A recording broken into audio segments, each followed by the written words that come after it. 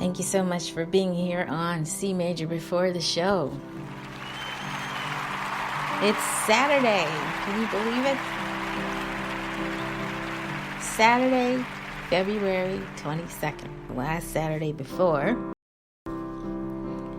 the 29th, which will be the last Saturday of this month. So it seems that we have an extra day in February, but I'm glad that you're here and you are here on CMajor before the show.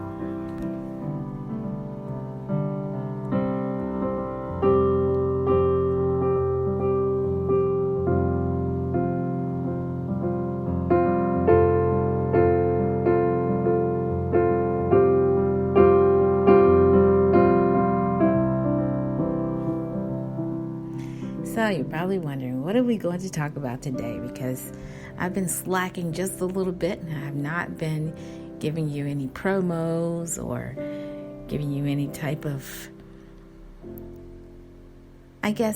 hints about what we're going to be talking about. And it's because, it's a funny start to the new year. Let me say it that way. It really is. And I don't mean in a bad way. It's just, I feel like the energy in the air is just to be calm, not be anxious about anything, and really just take our time and say what we have to say. So as you know, we have a lot to say about music making and chords and scales and so forth. And so today we are talking about chords and fingers. So it may sound like a funny title, haha.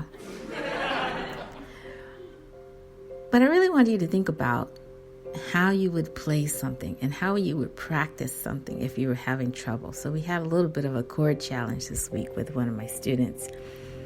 And then I was able to speak to other students about maybe some challenges they were having. And so I'm bringing them here to you on the podcast. So nothing is based on research or anything like that. This is all anecdotal. It's just me saying what happened and talking about it and hoping that you can get something out of it. And the whole point is to have fun. So I want to hear laughter. I want to hear you laughing through the podcast and through this episode. So I hope you enjoy it. What I'm going to do, I'm going to play a little bit just to demonstrate what I'm talking about. So if you ever try to play quarter notes against eighth notes, in any way, you may have a little experience with what I'm talking about. Okay, so I'm going to go to the area where we have the piano, and then I'm going to come back, and you're going to hear the recorded music as we get closer to it. But let's just see what we can get into. And then, of course, if you're up for it, listen to us a little bit later over at the CMajor radio show, because over there we describe what it is that we were doing in terms of the sound. So let's see if we can find our way.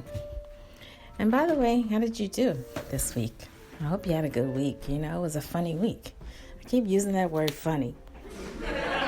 And I really mean it in a funny ha-ha way. Nothing to be concerned about, but it's just so curious how some students experienced a day off during the week. Other students experienced 2 days off. And still others experienced about a week off. So which one did you have? I would love to know. Okay, so here we are. So let me just say before I play anything, I don't have anything in front of me in terms of the music, but I am playing from my mind. So let me just place my microphone a little bit further away so you're going to hear some distance.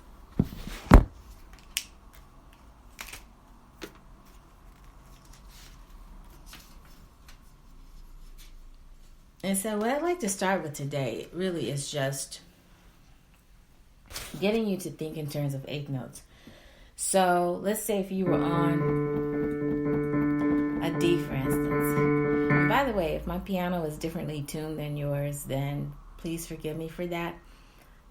It's not meant to throw you off if you have perfect pitch. I think I've said on the podcast before, I had friends that had perfect pitch, so much so that they could tell what tune the engine of their car was in. They could tell the note that was humming coming from the engine.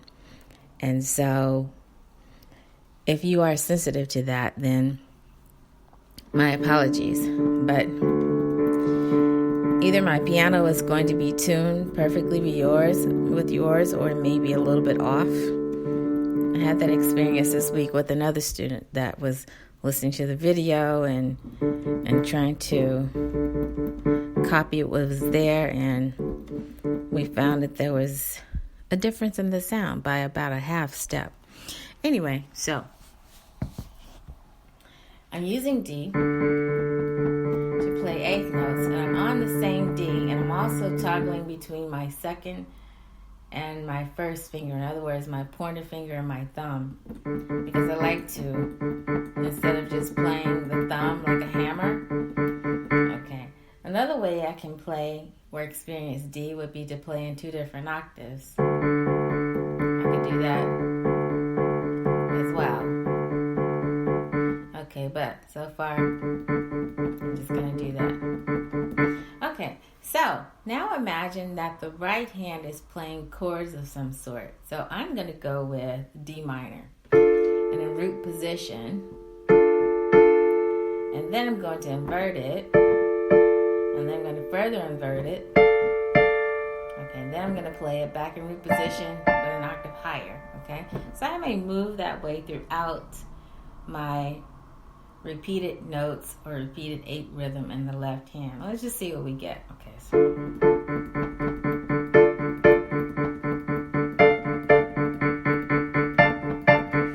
so were you able to follow that?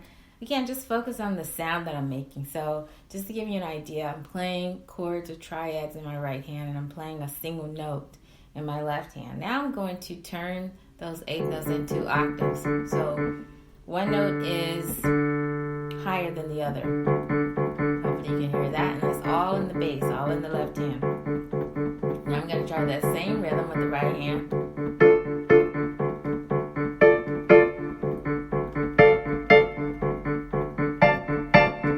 Okay, so hopefully you were able to get that. Now, what came to mind was that some students have trouble playing one hand as one time value and the other hand as another time value. And so it's something that I don't want to take for granted anymore. I really want to see if I can offer some help in some way, and not in a way that is selfish toward me, but really trying to be giving toward you, if that makes any sense. And so hopefully it's helpful. If it is, let me know. And I can't wait to tell you about some of the shout outs that I have later on, because it's been a really great week in terms of those. So, but anyway, let's get back to the lesson. Okay, so now I'm going to try it on a different chord. So let's say if I wanted to try it on G flat. Let's see what that would sound like. Same thing.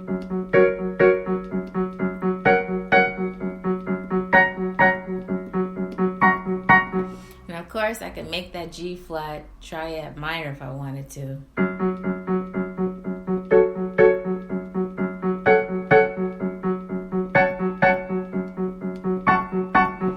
Okay, so to me that sounds really, really bright to do something like that. But it may give you some sort of way to practice. If you need to practice playing chords in different keys, for instance, if you need to practice transposition. We talked a little bit about that last week. Instead of playing your hand in one C, maybe you could try it in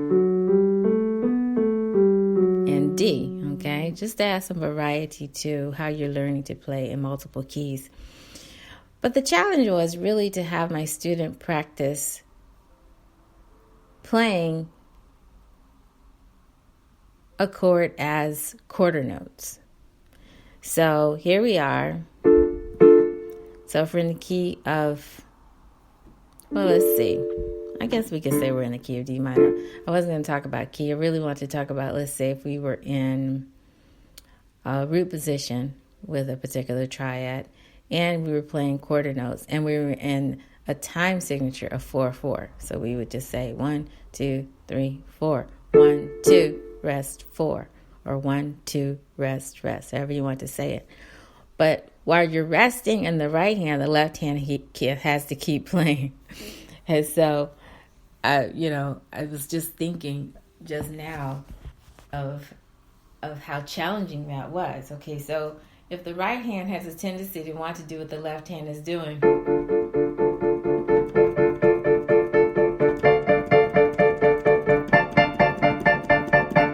maybe you could try doing that too. But it's not going to sound, in my opinion, it's not going to sound as interesting as if you were doing one hand doing something and the other hand doing the other. I guess you could do the reverse. You could do, and then left hand is doing the quarter notes.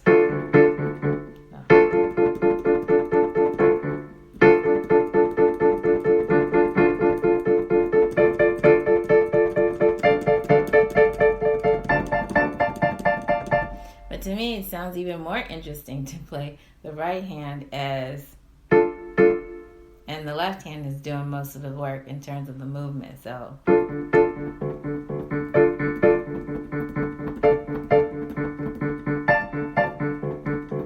okay, and there I kind of mixed it up a little bit. So have fun with that. I would say try to play it on, other chords: G flat, G minor, B flat, okay, and then B flat minor, and then B, and then B minor. You might find yourself doing that, and it's just grouping them together. So if you do it on B flat, for instance,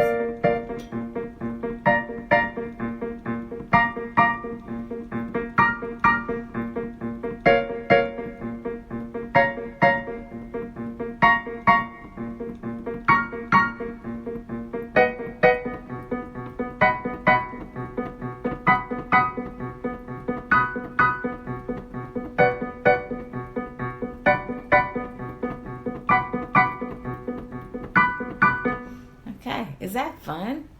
Hopefully it's fun. Give an applause if you think that's fun. I hope you think that's fun. So I'm going to be trying this exercise out with other students. It really is. Again, it's not research. If anything, it's just anecdotal. It's just me saying, try this and see how you like it. Maybe one day we'll have some research support for doing something like this. But for now, it's just trial and error, really. It's just trial and error. Just having fun with my students and seeing what they like to do, and really just being open to having a fun environment when I'm teaching the lesson. So, there's room to get better. That's what I'm excited about. I'm excited about growing. I'm excited about becoming a better music teacher. I'm excited about learning from my colleagues and learning from my students, and at the same time experiencing music making in ways that I haven't before. So I'm just really excited about it. So thank you so much for being here. Thank you. I really appreciate it. And now what we're going to do, let me just change my location here as I speak to you.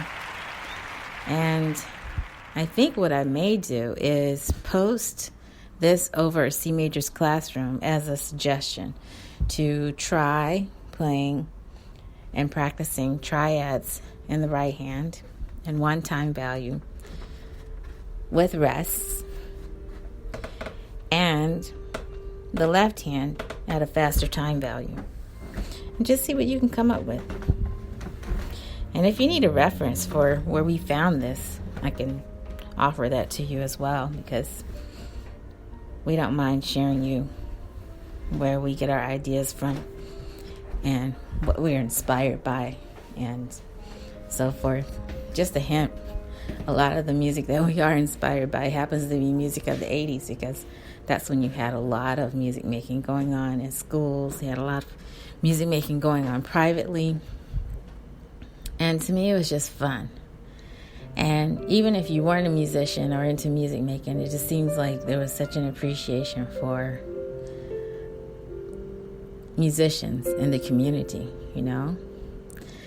We're talking about chord and fingers fun. And then a little bit later over at the CMajor radio show, we're going to expand that a little bit and maybe even talk about chords, scales, intervals, and how to put a name to those things and how to write those out. How would you write those out? So what we played today, if you're not sure how to write it out, then stick with us over there and we will give you a way to think about charting some of this, either on a staff or using lettered notation. And so chords on quarter notes while playing eighth notes or octaves. That's what we've just been demonstrating. And one thing I did not do, I did not try to balance the sound. But if you care to do that, then that's an extra assignment to try balancing the sound. Now, when I say assignment, I no longer mean homework. Okay, no more homework. Let's add some laughter to that, because what I want you to think about is how much fun can you have? A fun music exercise. That's what we're aiming for. And try it with something that's familiar. And then maybe try to make that familiar thing unfamiliar in some way. So if you were unfamiliar with playing eighth notes or octaves, then it might be fun to see if you can add that as a dimension to something that you already know how to do. So also check with your music professional. We always encourage you to do that. That as much as we love having you here on the podcast for piano lessons every week, every chance we get,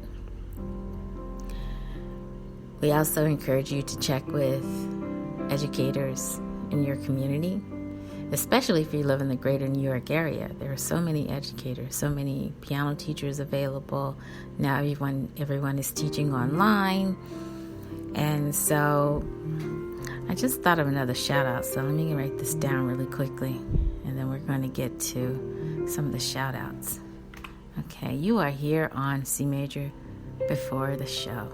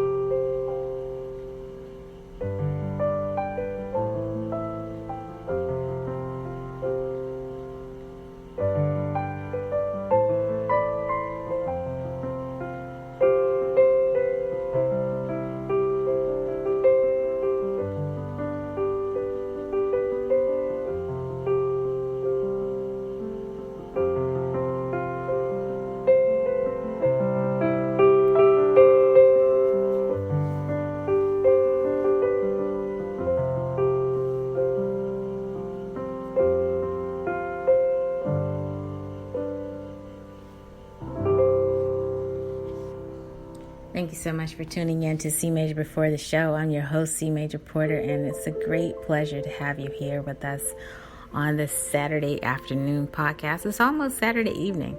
And you know what? I didn't say anything about the weather. It's because I'm happy with the weather right now. It's in the 50s. Earlier it was in the 40s, and then before that it was in the 30s. And then we started off the morning with 26 degrees, at least in my area. And I was just really shocked at how cold it was. How cold it was this morning, how cold it was Friday morning, how cold it was a couple other mornings during the week. And so a lot of people were expressing that. They had not put away their down coats just yet, or their hats. And so now is a good time to actually stock up on winter clothing.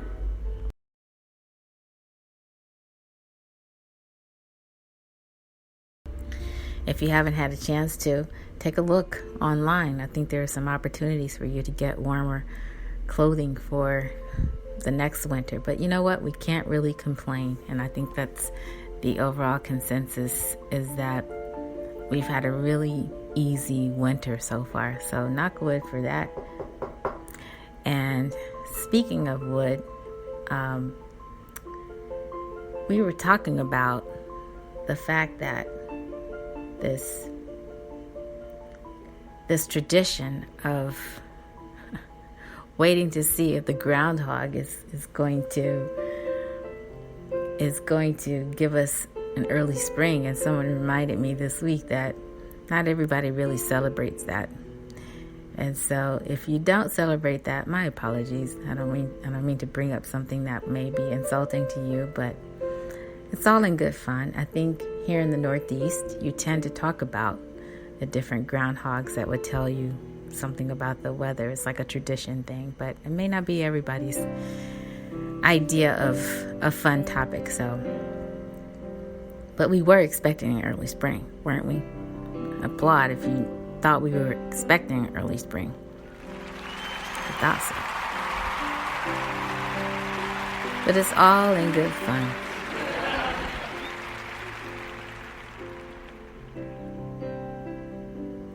Okay, so now we're going to start our shout outs for today's podcast. And again, before I do that, I just want you to look over at CMajor's classroom. We are not doing homework anymore.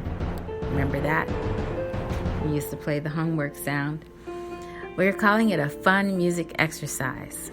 So if anything, I want you laughing, I want you talking and jumping up and down and being full of cheer as you try some of the things that we post over in our blog at CMajorPorter.com. So if you have a chance, please see us over there. We'd love to see you over there. Okay, so shout outs. I'm going to give some shout outs to friends that are going to have fun. So speaking of fun, I have friends that are going to house parties this weekend. And by house parties, I really mean friends that enjoy house music. So if you enjoy house music, just know there are some parties going on in the greater New York area. And if you enjoy that type of music, have fun. But here's the thing. I really want you to see what you can hear as you are listening to how the DJ is putting together all the different tracks that he puts together and where he's sourcing those from.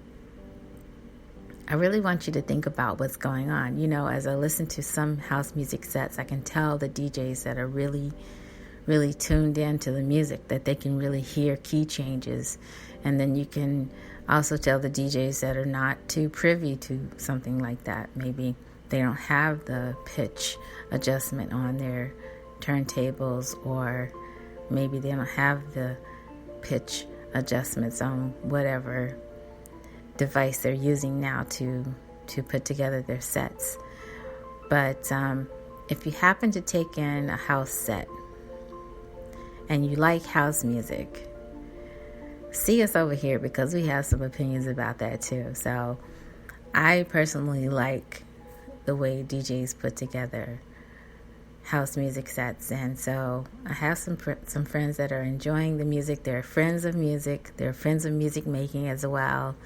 And so I hope you guys have fun. I really want to hear what you were able to listen to and if you got anything musically out of it. So shout out to all of the DJs that are making music the best way that they can through DJing. And also shout out to my friends that are going to be going to house parties this weekend. So shout out to you guys.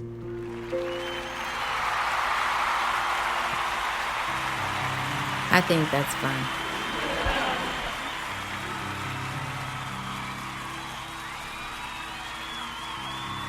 And speaking of fun, did you get anything funny out of today's podcast episode as we were playing on the piano? I hope that you did. I really intend to have fun and to think about some funny things that are going on with your music making as well.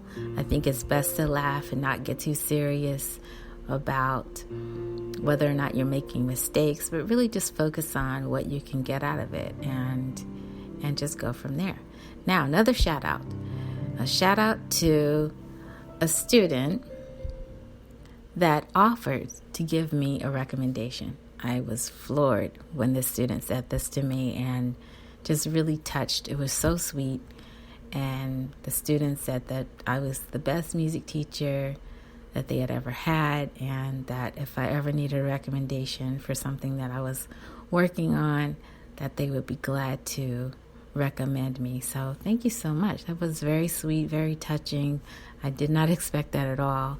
And so shout out to that student. By the way, that student is super talented, is trying out for all types of artistic endeavors and productions that are going on in the greater New York area. And I can't wait to hear what you're going to be doing next. So shout out to that student.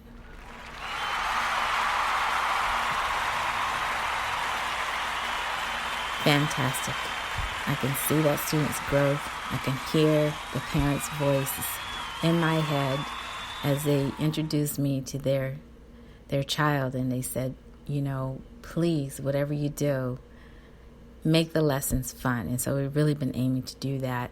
And it was almost horrifying, really, to hear that the student had lost the desire to play piano and the desire to take piano lessons until they started lessons. And we said, you know what, let's erase some of that and let's really try to see what we can get out of this that would be fun for you. So I'm very excited about that for that student. Now, another shout out to a student that offered to, let me say it this way. The student is just finishing their level 1 book.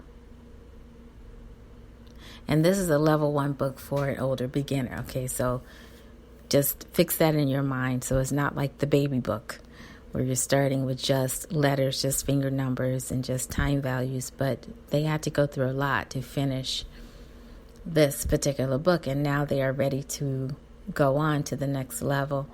And so I'm very excited for this student because they've just finished their first book that they were ever in for a method, and then they have plans to keep going. Now, this is in addition to other music making that they were already doing. So again, an older beginner student, if you happen to be one of those, stick with it. It really does pay off, I think, to deal with a method book if you can, and not just focus on songs, but really get a lot of the musical terms under your belt to learn enough to have a solid conversation. So if the topic is about octaves, if the topic is about intervals, if it's about some of those musical terms that you may be running across in your music dictionary, just really study and see if you can make the best music you can make. So shout out to that student.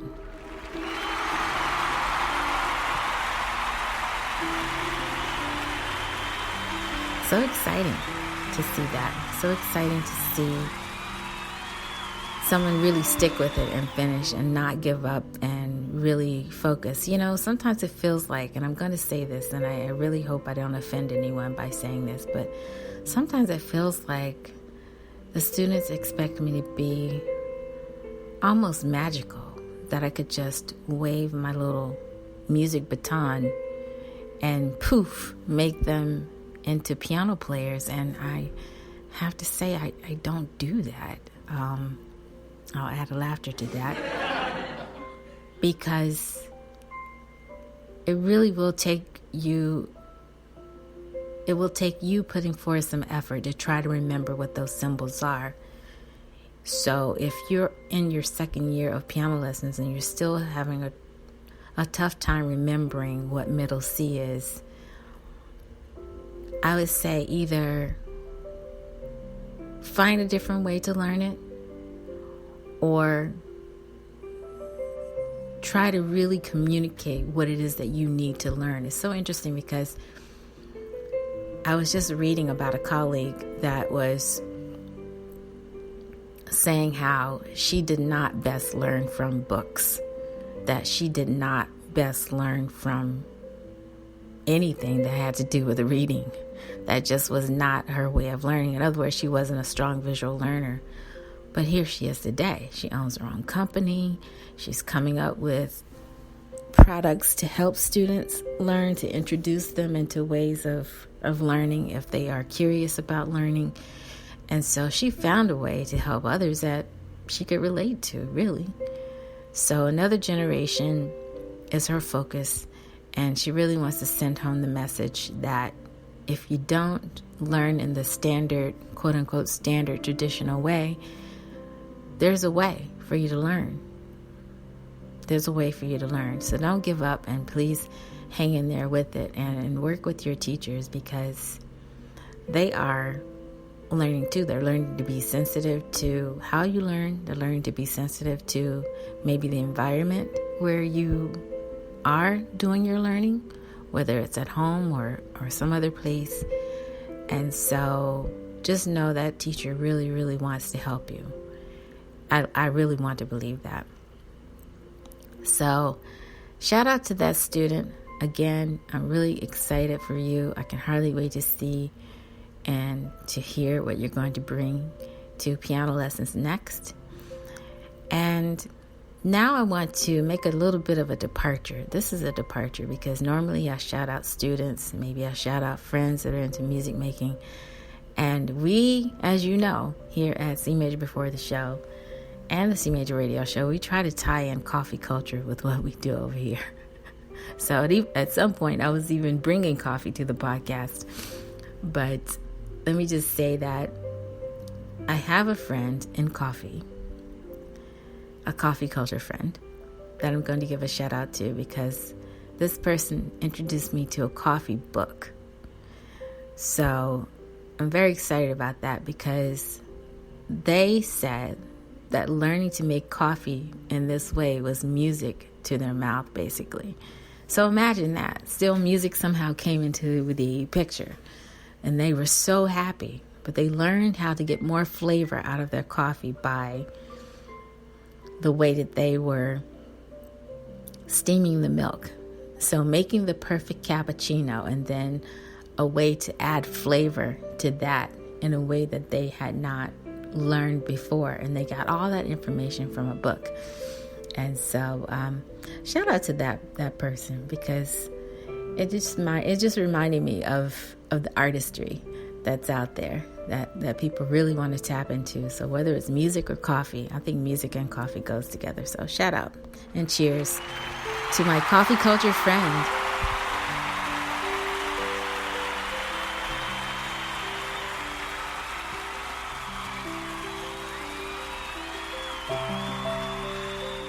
Now, I'm very aware, CMajor is very aware, that I am teaching a generation of students that may or may not know about Roger and Zap, or Cameo, or Lakeside, or any of those groups that we may have listened to as we were putting on our roller skates to go roller skating on a Sunday evening. So I have students that are excited about Drake. They're excited about songs like Passion Fruit and One Dance and God's Plan and Hotline Blame and Don't Matter to Me. And I have to admit, I have no idea what those songs are. Except one. Let me be fair. I have heard of God's Plan. But I've been challenged by a student that really likes the music of Drake and wants me to listen to that music to see what I can get out of it, because the student really plans to do something with that music and is very interested in the music industry and music production. And so I have to respect that. So shout out to the student who is not afraid to bring her influences to the classroom, that at the same time she has an appreciation for the music of Alexander Borodin and the music of Tchaikovsky and the music of Beethoven, but she's not afraid to talk about the music that she's passionate about that has to do with her generation, and that's the music of Drake. So shout out to her.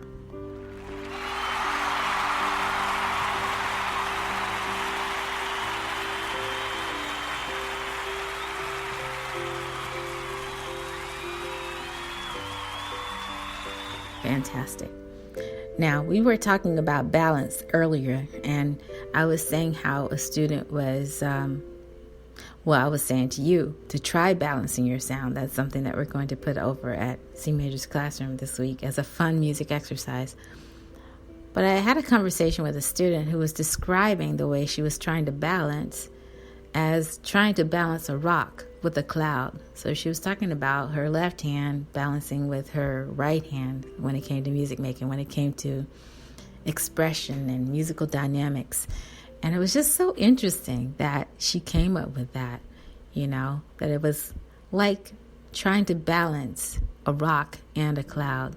So I'm so happy for her because she's really starting to develop the imagery that she needs to bring to the music making. So it's just not notes on a page. It's just not finger numbers to her. And she's come a long way, let me tell you, because before it would always be about, can you help me set up my hands? Can you help me find middle C first? And for her to really start thinking about what she can do to make a piece famous instead of being influenced about whether or not, or influenced by whether or not the piece was famous. And so shout out to her. She's really showing her growth.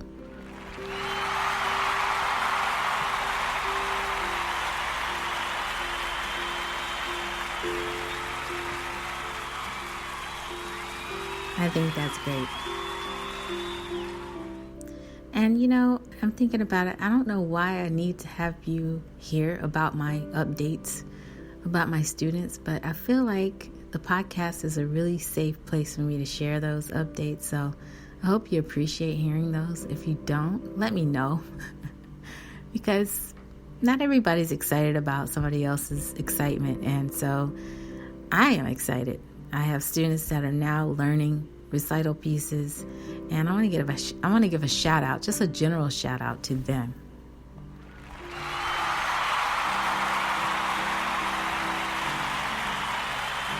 They're working super, super hard. I have some students that will not be participating in recital this year. Maybe they participated the year before. They're just not ready to go on to a second year recital. And I have some students that skipped recital the previous year, and now they're looking to play recital pieces. But all of my students have busy lives, so they may or may not be able to participate in recital. But still, I'm excited for you to plan your pieces. Now, this is a very, how should I describe this?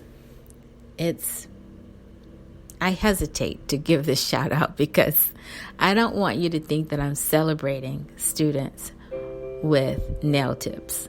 But you have seen pictures of me presenting or pictures of students with nail tips being presented on this podcast, on the photo image that we share from week to week. And so as it turns out, I have a couple other students that are now into nail tips. And they don't all know each other.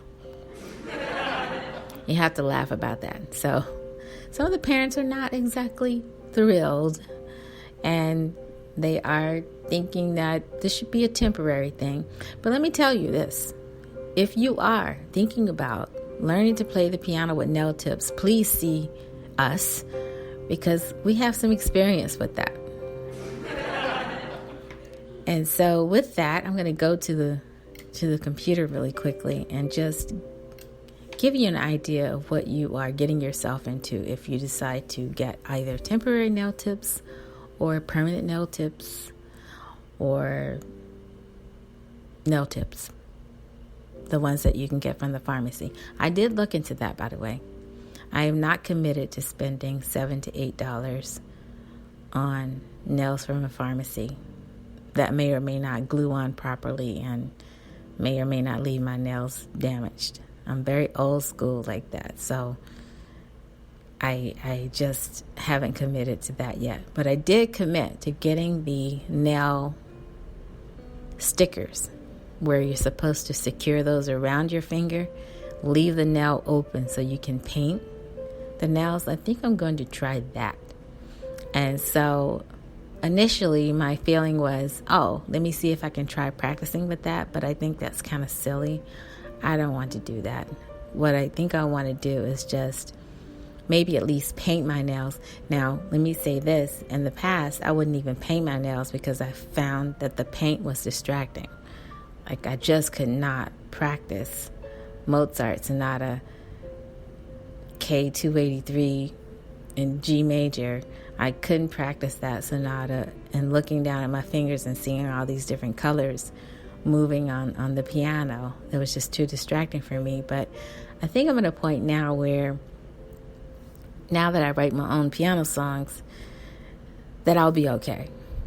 That I won't feel the pressure of having to get every single little note perfectly. That if I miss a note, it's an adventure. I can go on to a different place that I didn't intend to go and make something out of it. And so stay tuned for that. I was going to give you an update on whether or not I was going to commit to nail tips. And as of now, I can safely say that I won't. I have to laugh at that. Okay, now, but let me look at the different types of nail tips just online. And I'm serious. If you are thinking about playing the piano with nail tips, come see us first. We really want to see you over here. Now, I'm not talking about just nail color. I'm talking about nail tips. Okay? And they're saying there are different, just bear with me. There are different 9 main nail shapes. You can have round, you can have square, you can have rounded, square, oval, squoval, ballerina, almond, stiletto, and lipstick. I didn't even know they had all those different shapes. And then you can look up some other shapes as well. And then if I go to images, you'll start to see some of the different ways that you can shape your nails or just glue on fake nails. And so we're going to keep exploring this topic because I think it's a time that we live in. I feel like some people are losing an opportunity to play piano because they just insist on having nails. But we can work with that. I have experience with that. Now, in the past, let me tell you, no piano teacher would put up with this. So if you had acrylic nail tips, forget it. You would not be taking piano lessons from that teacher until you trimmed your nails and then came back. So if you're into fashion and you need to have your nails done in a certain way to make your artistic statement, then we're not encouraging it. I don't want to get in trouble by saying, oh, she encourages people to have nails. No.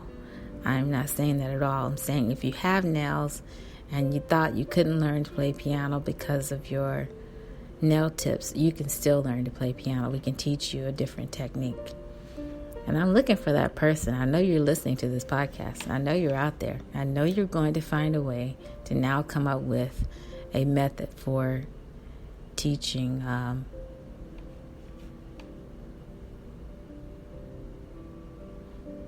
I just saw a message, so I'm pausing here. Teaching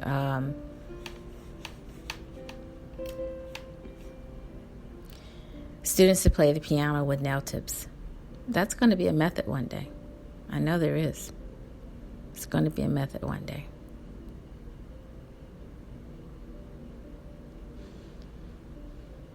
Okay, now I'm going to look up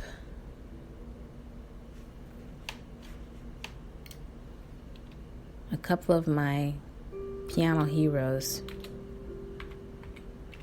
to let you know a little bit more of what I'm talking about.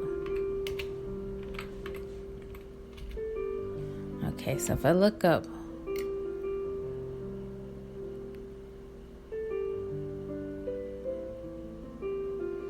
Horowitz, for instance,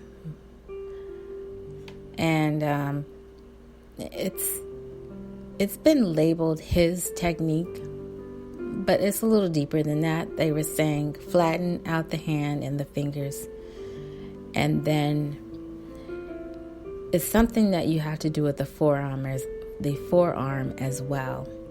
Okay, but it really is about playing with that fleshy part of the fingers. Okay, so if you can look that up and see what you can get out of it.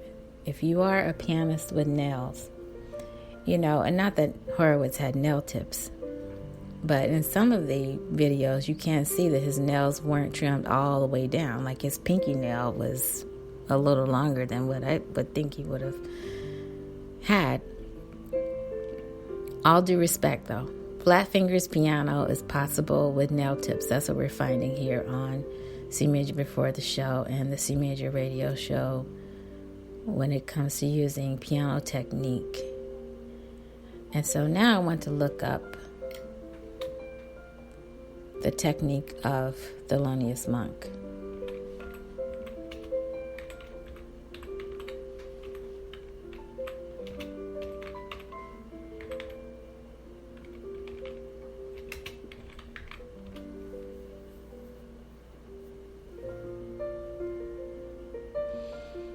So you won't necessarily see curved fingers on Mr. Monk either.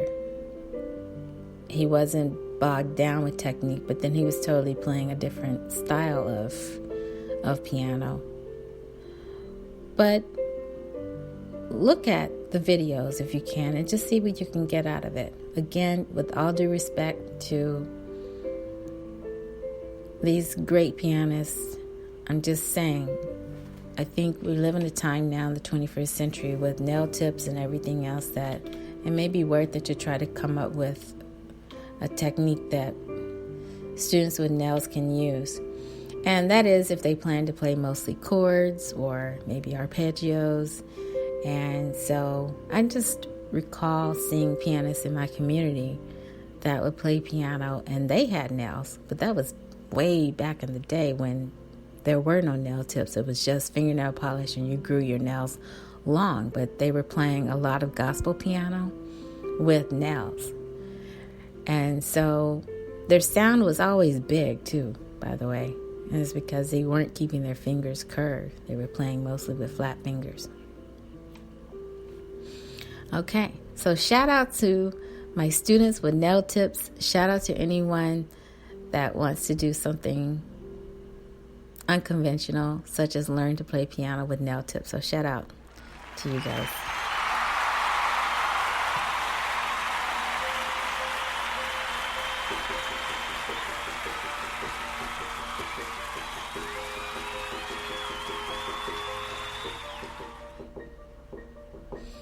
And I will say this, that some of my friends with nail tips are friends that are very much into coffee culture as well. So I'm shouting out my coffee culture friends today because they also like music. They like hearing blues.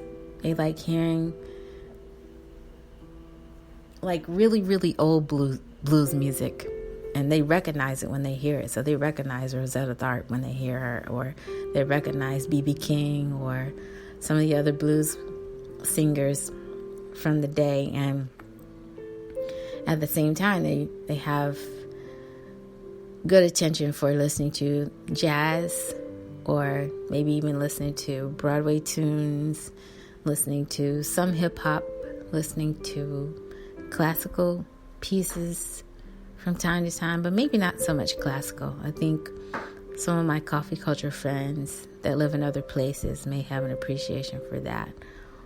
But these are also the same friends that are into embracing the aroma of coffee and really trying to experience coffee in a certain way and really sensitive to the flavors and talking with someone about what they've experienced with the drinks, or whether it's a cold drink or whether it's a hot drink.